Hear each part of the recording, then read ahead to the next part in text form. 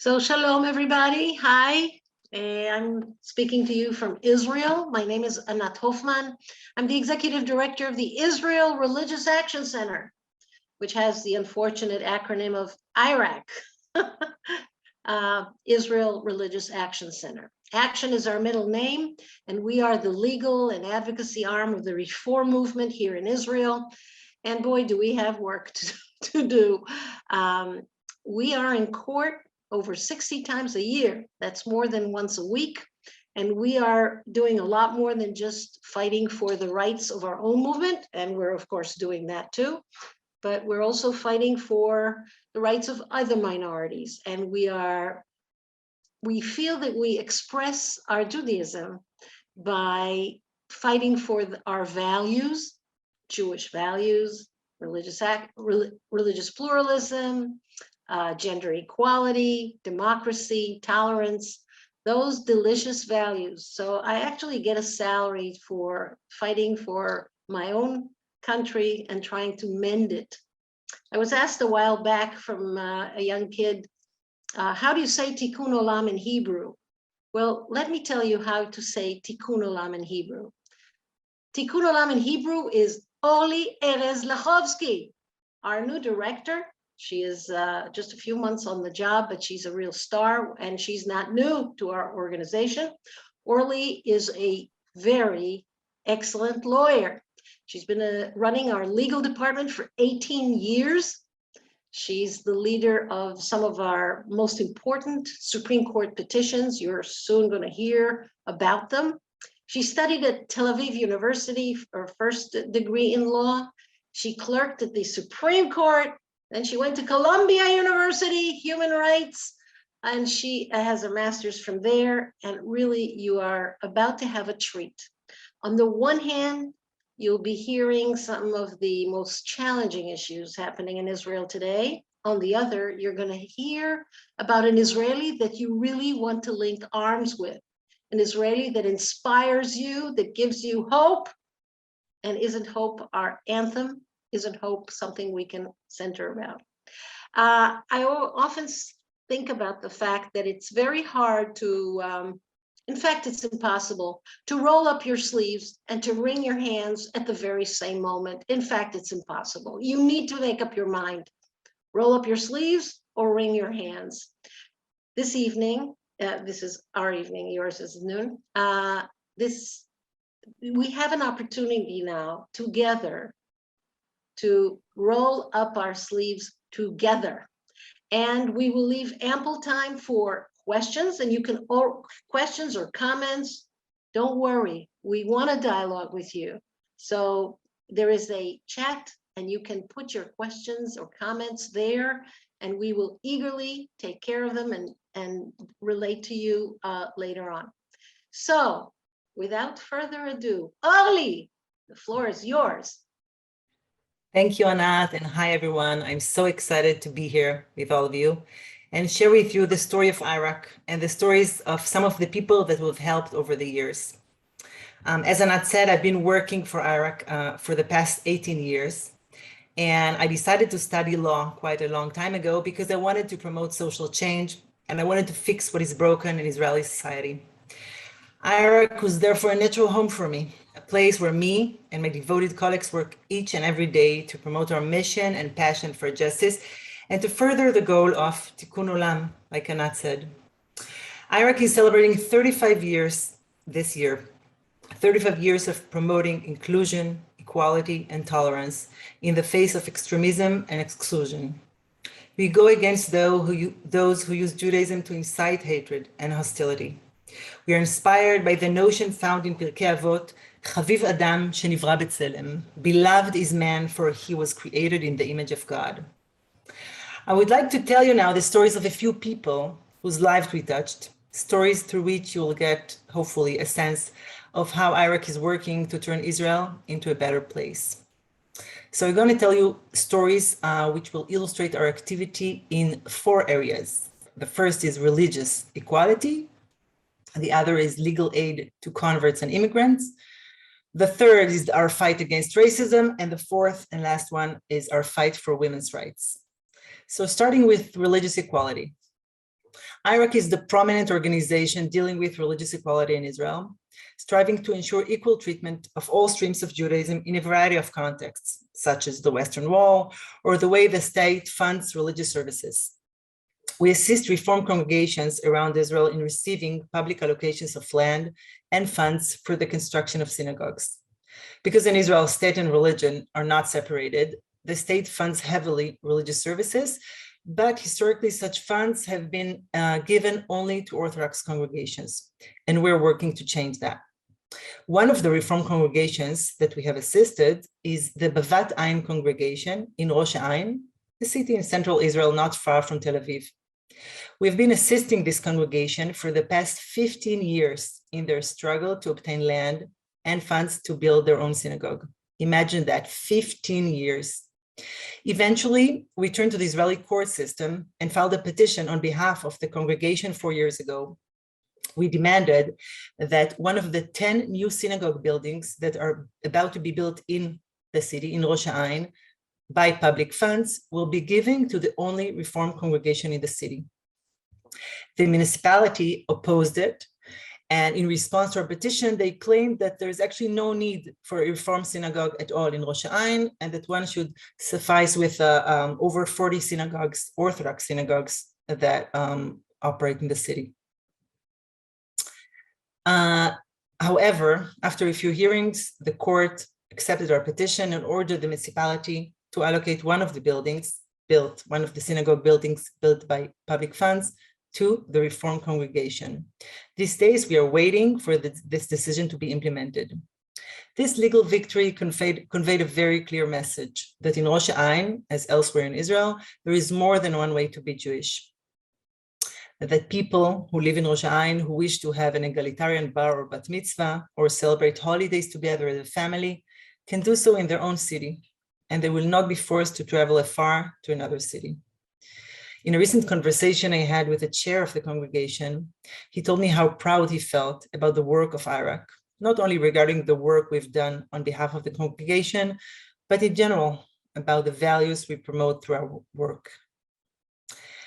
Let me now move on and tell you about our Legal Aid Center for New Immigrants, for Olim Chadashim, a center which represents Hager, Hayatom, Ve'almana, representing the foreigner, the orphans, and the widows, the weakened sectors of our society in their struggle to obtain civil status in Israel.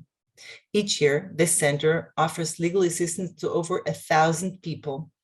And since its inception 30 years ago, we have assisted over 100,000 people. Here are two of their stories. Gilat is the son of a Colombian Christian mother. He was born in Israel, but soon after his birth, he moved with his mother back to Colombia. When he was 8 years old, he and his mother moved back to Israel, and they both converted through the Reform movement when Gilat was 13 years old. He waited almost 10 years for the Supreme Court to decide whether Reform conversions, like the one he went through, are recognized for the purpose of the law of return. Last year, finally, the Supreme Court of Israel decided that Gilat's conversion will be recognized. And last week, Gilat, who is now almost 24 years old, was finally awarded an Oleh Chadash status and is now finally an Israeli citizen. The second story is the story of Z, an Ethiopian Christian woman who was married to an Israeli husband. She suffered severe domestic violence and had to leave her home to a shelter for battered women due to her husband's violence. The Interior Ministry demanded that she and her 2 Israeli children leave Israel and return to Ethiopia. She turned to us, and we convinced the Interior Ministry to change the decision and let her stay in Israel. But that is not the end of the story. Z decided she wanted to convert and went through a Reform conversion. She recently completed her studies and converted and is now a member of the Reform congregation in Haifa. We will soon ask for an Oleh Chadash status on her behalf. I want to mention also that the immense expertise that our Legal Aid Center for Olim has in dealing with the Israeli Ministry of Interior and its harsh immigration policy is being put to use these very days in assisting the members of the Reform congregations in the Ukraine who are now fleeing Ukraine and moving to Israel. We make sure they're allowed to enter Israel and stay here. I want to move now to the issue of our struggle against racism. In 10 days, we're going to mark the International Day Against Racism. IRAC has been fighting racism and especially racist incitement for over 2 decades. We have fought incitement against Arabs by Orthodox rabbis who serve in formal posts, demanding that those rabbis undergo disciplinary proceedings. A year and a half ago, the Supreme Court accepted a petition we filed and ordered that the Orthodox city rabbi of Safed, Rabbi Shmuel Eliyahu, would go under disciplinary proceedings due to his racist remarks against Arabs. Because of our work, the leader of the racist group Lehava, which incite regularly to violence against Arabs, has been indicted and is now facing a criminal trial. 3 years ago, we managed to disqualify racist candidates from running to the Knesset in a landmark case, which was the first case that the Israeli Supreme Court has disqualified racist candidates since the 1990s. And this really sent a clear message that racism is not allowed in the parliament of the Jewish and Democratic State of Israel. In 2017, almost 5 years ago, we opened a racism crisis center, and we offer legal and mental assistance to victims of racism. One of the latest cases we have dealt with is a case of repeated racist remarks by customer service workers working at the call center of the Hadassah Hospital in Jerusalem. The shift supervisor there referred to Arab patients and workers in derogatory terms. For instance, when an Arab patient called, she said, "Hang up, he's an Arab anyway." And when an Arab employee rose from his seat, she said, "Disinfect it, an Arab sat here." We demanded that Hadassah Hospital officials will take action against such racist behavior. Through our Racism Crisis Center, we also helped a Christian doctor who was denied service at the hospital cafeteria because he was not willing to cover his necklace, which had a cross on it. We also assisted a gay rabbinical reform student who was denied service at a pizza place in downtown Jerusalem just because he was wearing a shirt showing the pride colors. He sued the place and was compensated. Another example of our work in fighting racism is a legal case involving an internet site called Avoda Ivrit, Jewish work. This website allowed employers to publish wanted ads for positions open only to Jewish workers. We filed a suit against this practice, alleging racial discrimination, and we won. The internet website was taken off the internet, and the owners were ordered to pay damages for the discrimination they practiced. In its decision, which accepted our suit, the court cited the verse from the book of Malachi, "Have we not all one Father? Has not one God created us? Halo av echad lekulanu, halo el echad bra'anu." Moving on to women's rights, we just marked International Women's Day a few days ago, and IRAC has been fighting for women's rights for many years. We were the first civil rights organization in Israel to deal with a dangerous trend that appeared in ultra-Orthodox Israeli communities about 2 decades ago of gender segregation and exclusion of women from the public sphere. It started with a demand to segregate public buses, manifested in the ugly practice of drivers and male passengers ordering women, sometimes with a threat of violence, to take the back door and sit at the back of the bus. Many Israelis did not find this practice appalling at the time because they saw it as an expression of multicultural tolerance to the traditional norms of a minority community. But of course, to American ears, this immediately brings to mind Rosa Parks and racial segregation. We took the case to the Supreme Court, and during the legal process, I received anonymous phone calls from ultra-Orthodox women who whispered to the phone, "We thank Hashem, we thank God that there are reforms in the world." What they wanted to say was that we are fighting their fight.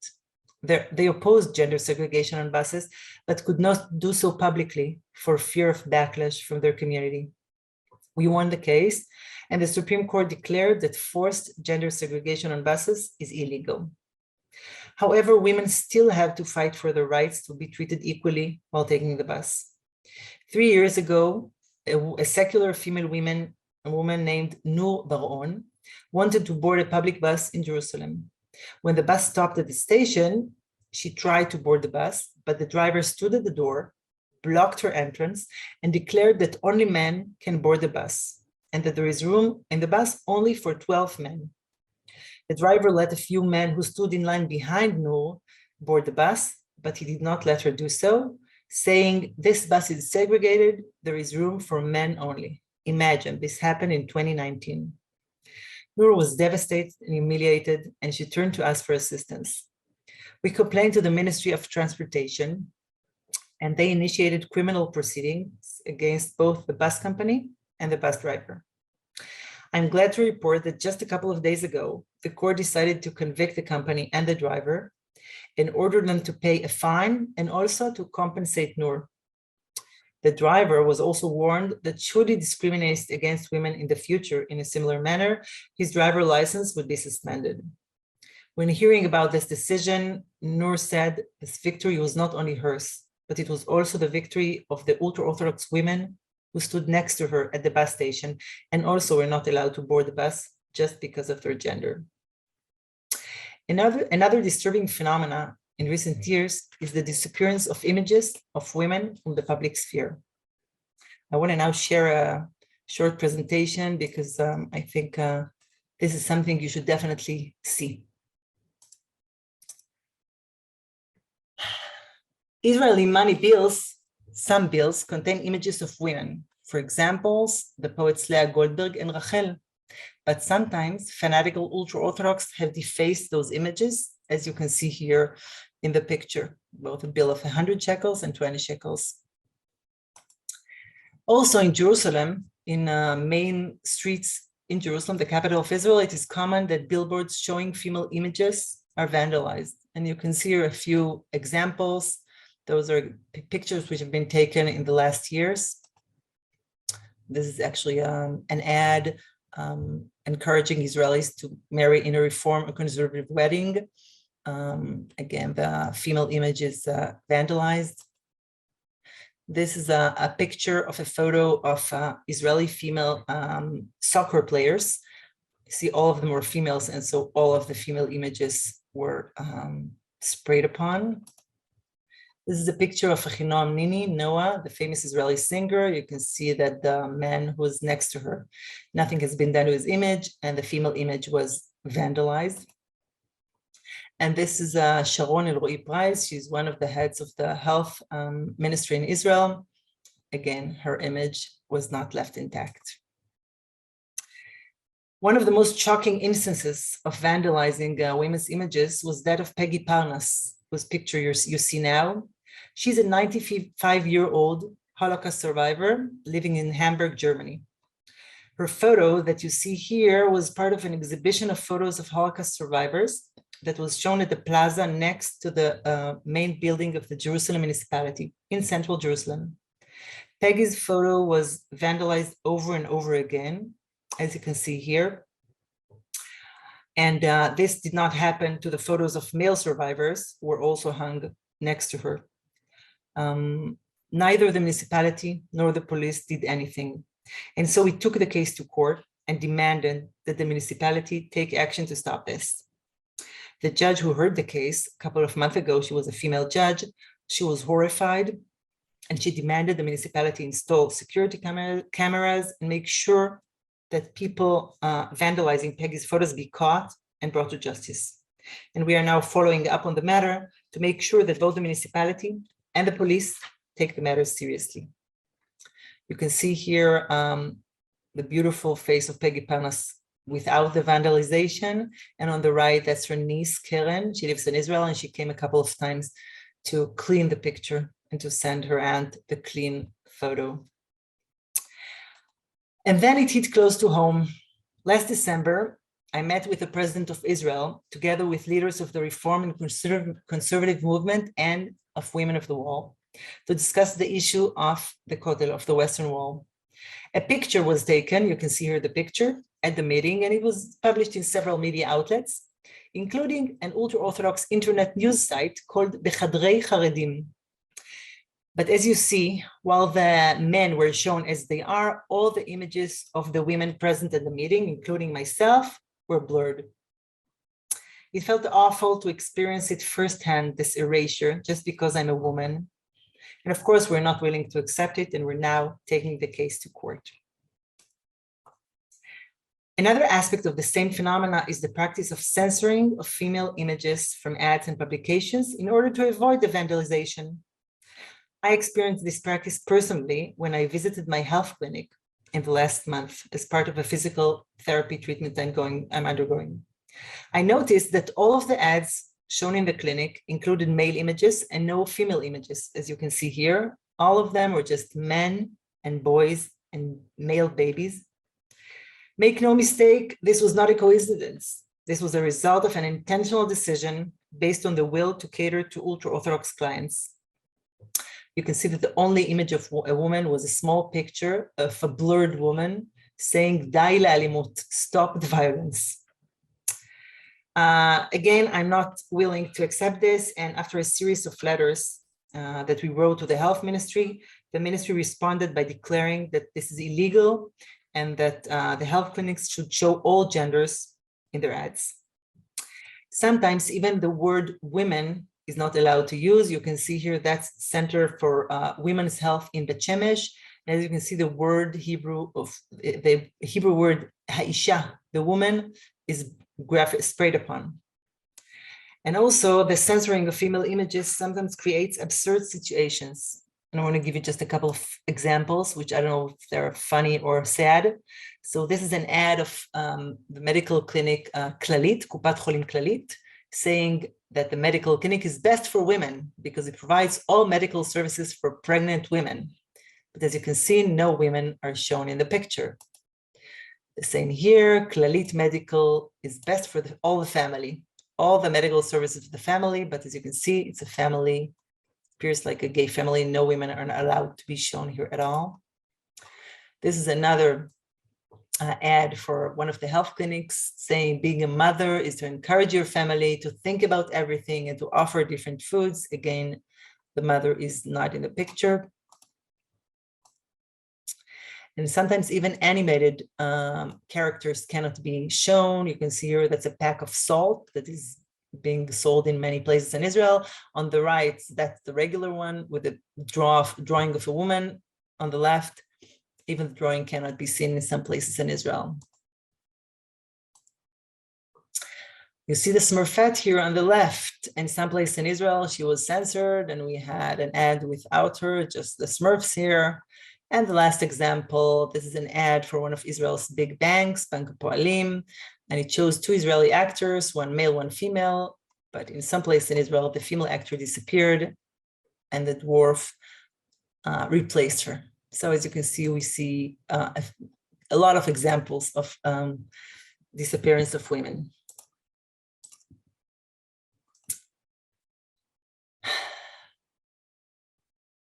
It is worth noting that the disappearance of female images from public ads is a relatively new phenomenon, which is a part of a trend of growing extremism and modesty requirements in the Israeli ultra-Orthodox community. This trend is not shared by all ultra-Orthodox, and many men and women of this community oppose it. Our demand, which we have been backing with legal and public action, is that the state will not cave in and will not accommodate these demands. And indeed, we managed to reverse the trend and convince the authorities to take action against these humiliating practices. Due to our work, modesty signs have been declared illegal. An ultra-Orthodox radio station which refused to allow women to be heard on air was ordered to pay $350,000 in damages, and airlines were fined for asking women to switch seats at the request of ultra-Orthodox passengers. Looking in retrospect at the struggles we fought, I can say that we brought about real change. We have sent a clear message that Reform congregations in Israel should not be discriminated against, and that public funding to religious services should be distributed equally. That the state of Israel should not treat foreigners and immigrants harshly. That racism has no place in Israeli society and is certainly not in the parliament of the Jewish and Democratic State of Israel. And that women should have an equal and respectable place at the public sphere. In the current Israeli government, we have true partners who believe in equality, pluralism, and tolerance. This moment presents a rare opportunity for political achievements. We've already seen progress in obtaining public funding for the reform and conservative movements. We plan to work with different government ministries on issues such as exclusion of women in funerals and racial profiling. We have a long way ahead, but we've achieved so much. The struggles I've talked about are often frustrating and Sisyphean. They take years and often cause our opponents to incite against us using harsh and derogatory terms. We draw the energy to continue our struggle for Tikkun Olam from the support of Israelis and Jews from all around the world, people like you. When people tell us that we represent the Judaism that they believe in and the state of Israel they've been dreaming of, this gives us the power to continue. So thank you for your support, and I'd be happy to answer any question you have. You're welcome to post your questions on the Q&A box. So happily, we have already some questions, and let me throw the first one at you, Orly. The question is, one woman here is shocked to see the defacement of women in the public sphere, and she's asking, but what about TV and cinemas? And is this only limited to ultra-Orthodox neighborhoods, or is this all over Israel? So actually, it's not over Israel. It depends on the area. It's mostly in religious neighborhoods or cities with a heavily ultra-Orthodox population, such as Jerusalem or Bnei Brak. But I can tell you that there are some surprises. I just spoke with a few weeks ago with our congregation in Modi'in. Modi'in is a city which is considered a liberal city. And when I spoke to them about our work against exclusion of women, they told us, this does not happen in Modi'in. So, it's not that critical here. And then just 2 days ago, someone posted in one of the WhatsApp groups a poster that was hung for International Women's Day outside one of Modi'in's high school, showing a few women, and the poster was torn. The images of the women was torn. So it shows that it could happen anywhere, but it mostly happens in places like Jerusalem and Bnei Brak. Usually in Tel Aviv, it does not happen. I would like to pick up the next question. It has to do, I'll give you a little rest. But first, I want to just tell you that one of the people wrote that thank you for representing the very best in us. I absolutely agree. Thank you for representing the best in us. The question was about what is this obsession with modesty? Where is it coming from? This is one of the people's asking that. Let me just present you with a theory. It's a theory, but I adhere to it. And it goes like that. Did you know that in Israel, young boys are sent, ultra-Orthodox boys, are sent to schools where they don't learn core curriculum? What is core curriculum? It's sciences, math and physics and English and civics and life skills. The boys are exempt from all that. They study only Torah, Talmud, Gemara, whatever. They study only Jewish religious studies. The result is that these men grow up to be basically unemployable adults. They can work maybe in the religious world. They can be kashrut inspectors. They can be in the mikveh, in the ritual bath. They can be in charge of that. They can be rabbis, but they really are unemployable because, ladies and gentlemen, if you don't know how to read the word enter on your computer, you're basically rendered helpless. If you can't multiply to 100, if you can't write your name in English, you are unemployable. So we have a growing amount of men who are basically ignorant of the modern world, and they are married to young ultra-Orthodox women. But the women are not exempt from core curriculum. Ultra-Orthodox girls study math and study civics and study English and study sciences, and they are employable.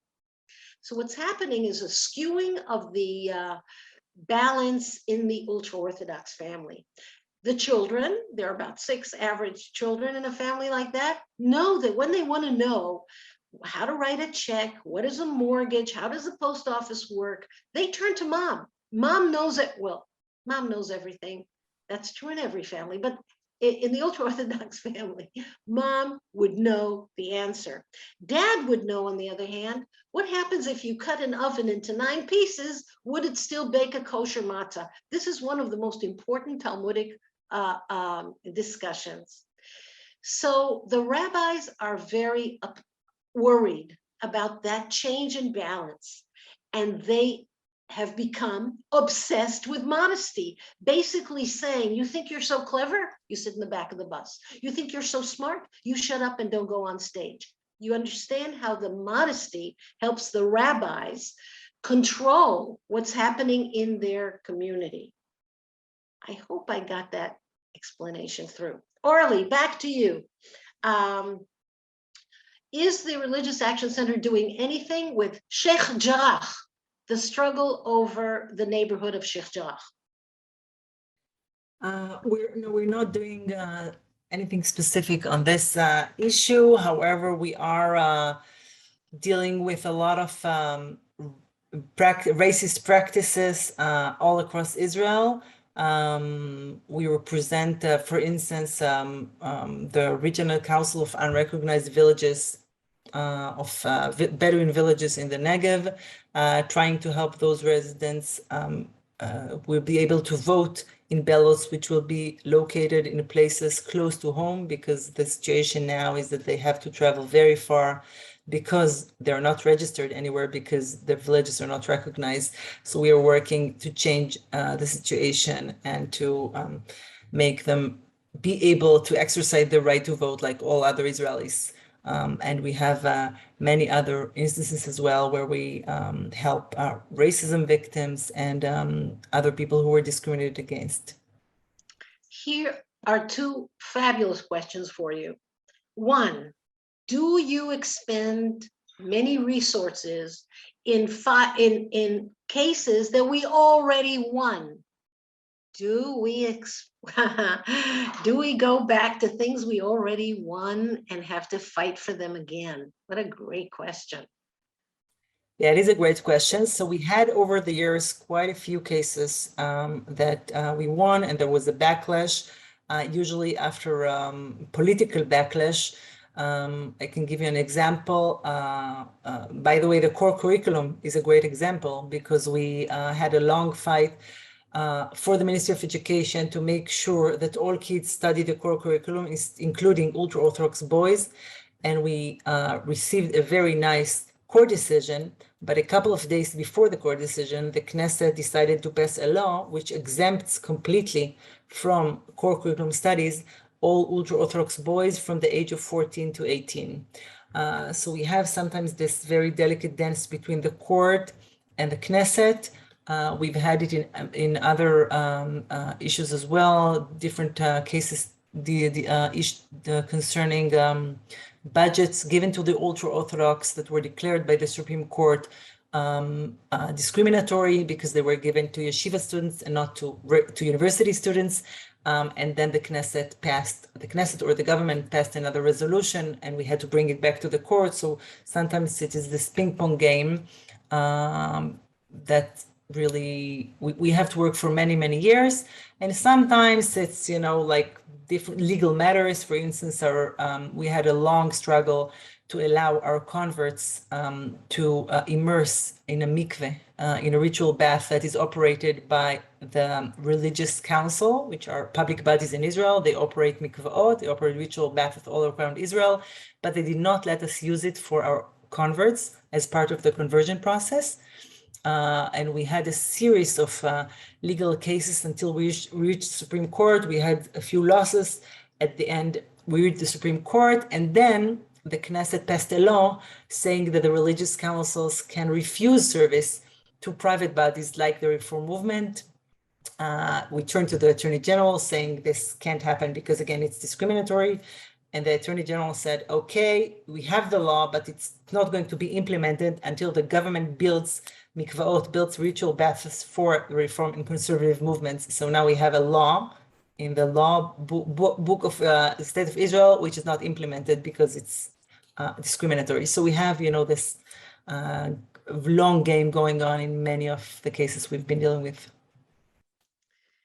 Here's a tricky one. What does the average Israeli think about your work and about IRAC? What do they think? So I think most Israelis identify with our work and support it tremendously. I think that in general, when we're talking about most religion and state issues, equality for the movements, fighting the monopoly of the chief rabbinate, civil marriage, public transportation on Shabbat, egalitarian prayer at the Western Wall, most Israelis favor the middle ground, favor the compromise, and oppose the extremism, which is represented by the chief rabbinate and by the ultra-orthodoxy. I think it has also changed through the years, over the years. For instance, our fight against gender segregation in the public sphere, when we started it 20 years ago, as I said before, most Israelis did not understand and did not care about it, but over the years, they have come to understand, first, that it's a slippery slope and it could happen anywhere. And second, that it's not really the will of the ultra-Orthodox, because like any other society, there are many people with many opinions there, and the state cannot accept the most radical opinion and notion, which is undemocratic and which contradicts basic values of equality and dignity. And today, public opinion is with us completely. They oppose, people who oppose gender segregation, they oppose exclusion of women. Those cases make, headlines in the Israeli media. And in this sense, we've come a long way since 10 or 20 years ago. And I think most Israelis completely support our work. Someone is asking, what do you do when reform and conservative communities are attacked, physically attacked? Synagogues, people, what do you do? That's also a great question. And I think the fact that our congregations are attacked and we have really horrible incitement, which is voiced against us, against the reform movement, against the reform congregations, against Gilad Kariv, the member of the Knesset now. This just shows that we pose a real threat. It shows that we are so powerful now that people feel threatened. The parties in the opposition now, the ultra-Orthodox parties and other Likud members, they feel threatened because they understand that the power is now with the people who want moderation and pluralism and tolerance and want to show that there is more than one way to be Jewish. And they feel threatened by it because they felt they lost the power. So I think this is the good news. I mean, the bad news is that it's not really nice to be the subject of such incitement, and really horrible things are being said. We have had demonstrations against some of our congregations. For instance, the Shoham congregation in Central Israel also had a struggle to receive land to build a synagogue, and they had demonstrations in the city with people carrying signs saying reforms are not welcomed in the city. Really horrible things, and of course, it was very difficult for the congregation. But first of all, we support them. In most places, the municipalities support our congregation. The police support us. Usually, the mayor is very clear that this is not he's not legitimate in the city, and there is place for everyone. So we do receive also a lot of support from the authorities these days, both on the municipal level and on the national level. And so it's not an easy experience, but I think it shows the position we're in now in our power and strength. So this is a terrific segue to the next question. I'm holding in my hand a sign. Oh, it's upside. You can't read it. Well, you can't read it anyway. You see it actually nice. Yes, okay, so it's this sign, duplicate this by 15,000, was held by thousands of people last Friday. And it says, excuse me, this is the wall. There is no room for the reform virus in the holiest site of the Jewish people. Likening the reform movement to a virus that metastasizes, that's going to destroy the Jewish people. 15,000 people carrying a sign which reduces the reform movement to the corona pandemic. This is the kind of incitement that we have to deal with, and this is happening particularly at the wall. And there are three questions about the wall. Let me just add that Orly is the legal advisor of the Women of the Wall, who are leading the struggle for the last 33 years. I happen to be the chairperson of Women of the Wall and a big fan of our lawyer, but also of this brave group that once again shows us that nothing changes reality except a group of committed citizens who want to make a difference.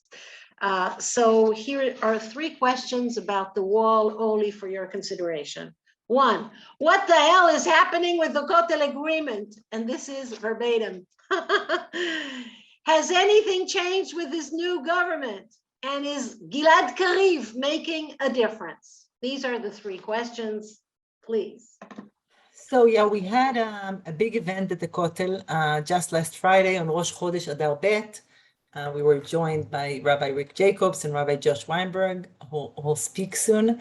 And this event was together with our friends at the Conservative Movement and Women of the Wall, and the purpose of which was to pray, but also to protest the fact that the Kotel agreement was not implemented yet.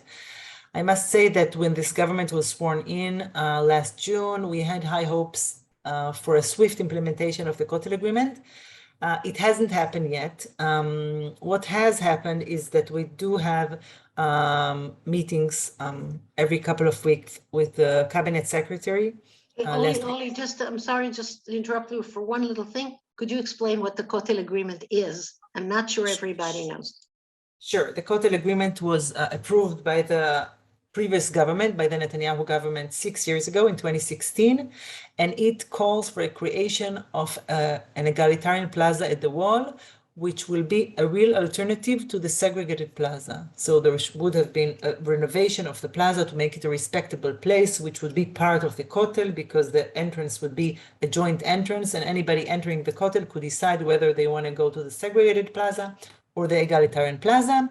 And the place was supposed to be run by a council in which the Reform, Conservative movements and Women of the Wall would have representatives. And the whole place was supposed to be, there were supposed to be regulations saying that the prayer at this place would be an egalitarian prayer. But soon after the previous government accepted this decision, the decision was frozen because of opposition of the ultra-Orthodox parties. And this government, most coalition members of the government decided that they want to implement the Kotel agreement, which, I think most Israelis feel this is the right, it is a compromise. So everybody, gives up something, but it is a fair compromise. And that's why it's a fair solution for what's going now in the Kotel. And what's going now in the Kotel is that every Rosh Chodesh, there is a lot of violence, horrible incitement, people spitting and screaming and whistling. People try to push and hurt us. It's like a war zone every Rosh Chodesh. So it's clear that something has to be done, and the solution has to be implemented. This government had other revolutions that they wanted to do on religion and state issues. They had a revolution on kashrut. They now wanted to do something around conversion, only Orthodox conversion. So they did not get to the Kotel issue yet. However, they have been in touch with us. We have had meetings both with the Prime Minister and the Cabinet Secretary, and they promised us that they are going to do the renovation part. They're going to take the current egalitarian plaza at Ezrat Israel, at Robinson's Arch, and make it a more respectable place.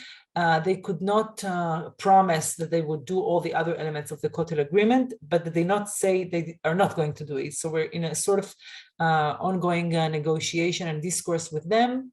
The good thing is that, publicly they, of course, oppose all the incitement against us. They make sure that we are safe. In the last Rosh Chodesh, we had a great deal of police force there, and even the Ministry of Internal Security was there present at the Kotel to make sure everything is safe. So we still have a long way to go, and we have to pressure the government to move them to the right direction, but it's probably going to take some time. Now, about the other questions, I must say that the fact that we have now a different coalition, it's a different story. We have people we can work with. who are now part of the coalition. Gilad Kariv is now the head of the Constitution and Law Committee at the Knesset, which is an important Knesset committee, and he has a lot of power. And so we're trying to use it as much as we can to promote different issues that we're dealing with, both issues of funding the movements and other issues, fighting, for women's rights, fighting racism. We're trying to do as much as we can. However, we have to remember it's a complex coalition. There are different parties with different opinions, and it's very delicate. And so we cannot rush and do, have revolutions done very fast, but we're doing it one step at a time. I want to thank the leaders of your congregations for enabling us to speak to you about, how can I say it, the warts on Israel's behind. There are congregations that don't allow it, that believe that if we tell North American Jews just nice things about Israel, then they would love Israel more. Well, the world has changed and everybody knows everything, the fake and the real. We are talking to you about real challenges in Israel. And we are not mentioning the astounding achievements of Israel in agriculture, in culture, in technology. There are more Nobel Prize winners from Israel than there are from India. And I'll have you know that India is larger.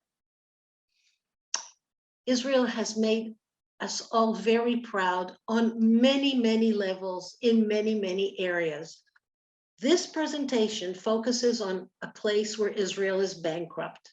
Jewishly, we have become bankrupt. Why? Because our secular government of Israel has given the keys to all things religious to the ultra-Orthodox. A terrible mistake that corrupted the ultra-Orthodox, corrupted Judaism in Israel, and is bad for Israel. When we say we're going to continue to pressure, we are turning to you to add to our forces. You are an important voice. Don't silence yourself. You are clever. You are successful. I'm turning to you, North American brothers and sisters, and I'm telling you, you've got power. You are a sleeping giant. Wake up. If this Kotel agreement is important to you, then talk about it to your friends. Look at our newsletter. We just wrote a link here to our newsletter. Read it and send it to 10 of your friends. Come to Israel and visit us. A few less Roman ruins and a little more social action. Come to Israel around Rosh Chodesh so you can join us at the wall at the new month. Support us financially. You are members of AIPAC, of Hadassah, of AJC. Make these organizations come up with resolutions that demand gender equality in Israel, religious pluralism in Israel. You've got power, and for reasons that I understand but don't accept, you've decided to be silent. So the aim of our presentation is to tell you, to give you a kashrut certificate. It is kosher to criticize Israel. In fact, it is a noble and patriotic act to link your arms with Israelis like Orly and like myself and say, how come this is happening in the Jewish state? It reflects on all of us. And this brings me back to Jerry Friedman, who says, this is utterly pathetic. Hard to believe that all this garbage is coming out of Jews. Well, here's the news, Mr. Jews are people. And we are, like all other people, flawed. Yes, one would expect more from the Jewish state, but this is what we have. But you are our secret card. I really believe that if the 2 million Reformed Jews of North America cared enough about Israel to make an effort to change, it will change for all our benefits. Orly, get ready for your next question. Talk about Ukrainians in Israel, Jews, not Jews, asylum seekers from the war zone. How is Israel relating to them? What do you think about it? Give us the whole picture. So first of all, I saw questions here about Reformed Jews from the Ukraine not being allowed in Israel. We are helping all Reformed Jews and also converts who have just completed their conversion to come to Israel. And they are allowed. So people who are Reform or converted through Reform conversion are allowed to enter Israel. However, anybody who is Jewish can enter Israel under the law of return. People who are not Jewish, the state has just decided on a quota of just a few thousand people who can enter Israel. Some of them are already here, so it's just maybe 1,500 or 2,000 people more, and that's it. And they're going to close the gate, which I think is a disgrace. The Reform movement here in Israel issued a statement saying that we, the Jewish people who suffered so much and understand the need for refugees for a safe place, should open our gates, at least for the time being, as long as there is a war. So we hope that this government will change its decision. We know that other people in the government oppose the decision of the current interim ministry and try to have the quota enlarged and to let anybody who has relatives in the Ukraine to allow them to get into Israel, but we're still not sure whether it's going to happen. Another problem is that if people come here and they're not Jews and they're not just come here on a temporary permit, then they don't have any health insurance, they don't have any social rights, and of course this is something that people cannot, I'm sure they won't be able to sustain themselves. So this is another thing. If people are refugees, then the state has to supply them with, health insurance and to make sure they'll be able to sustain themselves. So hopefully this is going to change, and we are in touch with authorities on this matter as well. There are two more questions, one for you and one for me. I'll start with the one for me, so you have a little rest. Yours will be, when will you have a constitution over there? Okay, and the one I'll answer is, do they teach in schools gender equality and religious pluralism and equity? The answer is that the culture in Israeli schools is not very conducive to these values. I once did a study on toilets in schools in Jerusalem. I actually checked dozens of toilets in schools, and I found them to be a place of no privacy. Kids have a stomach ache that comes from not going to the toilet in school because it is so not private. The doors don't lock, there's not toilet paper, there's no mirrors. And I was wondering, is there any school where there is a different atmosphere? And I found the one school in Jerusalem where the staff and the students shared the toilet. That school didn't have to teach equity in special classes. The whole school was so different. The whole atmosphere was different. So my feeling is that it's not just the classes that don't exist. It's the whole atmosphere. If you look at Israeli schools and you see in their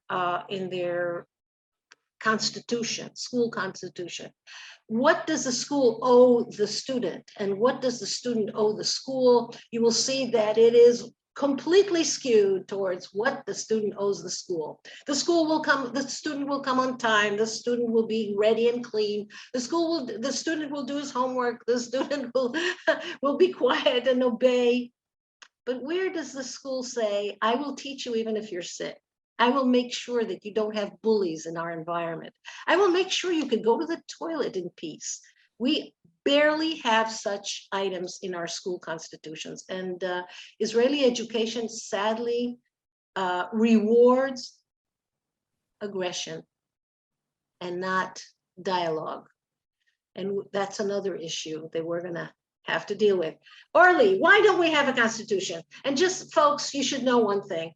If there was a constitution in the state of Israel, both Orly and I would be unemployed because everything we do would have been deemed unconstitutional, right?